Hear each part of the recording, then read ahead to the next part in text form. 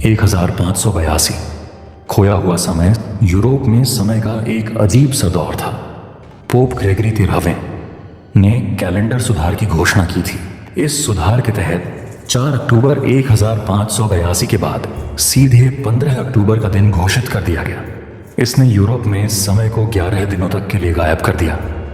यह बदलाव लोगों के लिए समझ से परे था, लेकिन असली डरावनी कहानी एक छोटे से गांव में हुई, जहां इस बदलाव ने एक परिवार की जिंदगी बदल दी। इटली के एक छोटे गांव सान गिरोवानी में रहने वाला एक किसान लोरेंजो अपनी पत्नी मारिया और उनके बेटे टोमासो के साथ खुशहाल जीवन बिता रहा था। टोमासो केवल 10 साल का था, पर अपने साहस और जिज्ञासा के लिए गांव में मशहूर था। 3 अक्टूबर 1582 की रात गांव के लोग कैलेंडर बदलने की खबर पर चर्चा कर रहे थे। लोरेंजो को इन बातों पर यकीन नहीं था। उसे ये सब बकवास लगता था।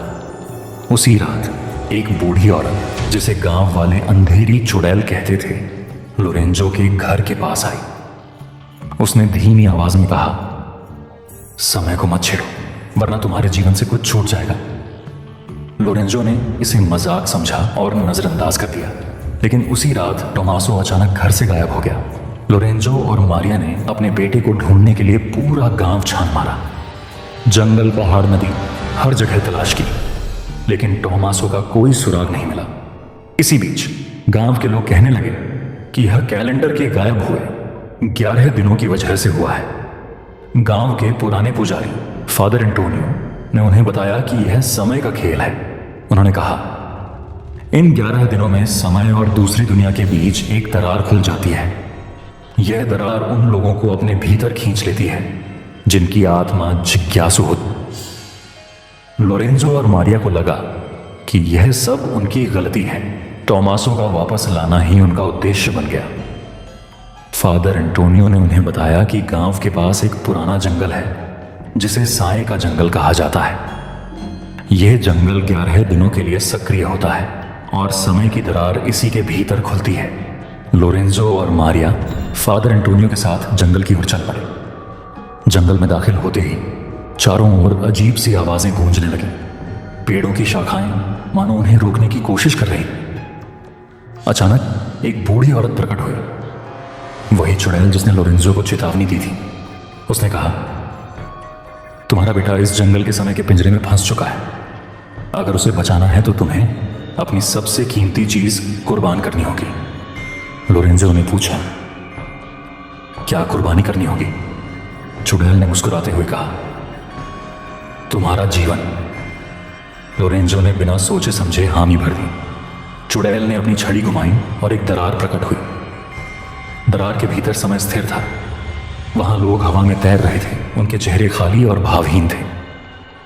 टोमासो दरार के बीचों बीच खड़ा था, लेकिन वह लोरेंजो और मारिया को पहचान नहीं पा रहा था। फादर एंटोनियो ने कहा, तुम्हें टोमासो को इस दरार से बाहर लाने के लिए अपनी आत्मा की ऊर्जा उसे देनी होगी, लेकिन याद रखो, इससे तुम वापस नहीं आ पाओगे। लोरेंजो ने टोमासो को देखते हुए कहा, अगर मेरा बेटा जीवित रह सकता है तो यह जीवन कुर्बान करने के लायक है। लोरेंजो ने अपने बेटे को अपनी बाहों में लिया और धीरे धीरे गायब होने लगा। टोमासो की आंखों में चमक लौट आई। जैसे ही लोरेंजो का शरीर दरार में समा गया, दरार बंद हो गई। मारिया ने अपने बेटे को गले लगाया, लेकिन उसकी आंखों में आंसू थे। उसने देखा कि लोरेंजो की जगह अब केवल एक खाली जगह थी। जब मारिया और टोमासो गांव लौटे तो वे बदल चुके थे। गांव वाले अब उन्हें डर और श्रद्धा के साथ देखते थे।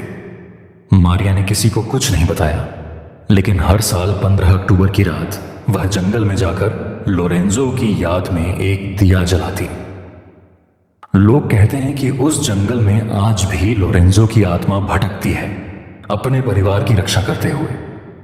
11 दिन गायब होने की कहानी सिर्फ एक कैलेंडर सुधार नहीं थी।